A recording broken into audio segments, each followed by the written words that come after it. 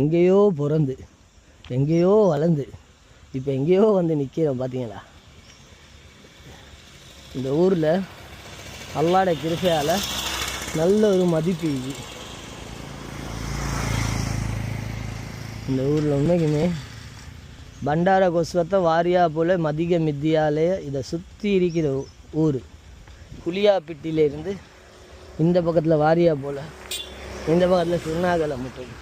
அல்ஹம்துலில்லாஹ் நல்ல ஒரு மதிப்பு இருக்குது. அல்லாஹ் அப்படி வச்சிருக்கிறான், அப்படி வச்சிருக்கிறான். இங்கே தான் இப்போ அதிகமாக ஈந்து பாடுது. கொழும்பு போயிட்டு பாடுறதே இல்லைப்பா. ஈந்து நின்று தான் கொழும்புக்கு, ஈந்து நின்று கொழும்புக்கு போகிறேன். இன்றைக்கு நான் நாளைக்கு 4 வாக்கில் போகணும்.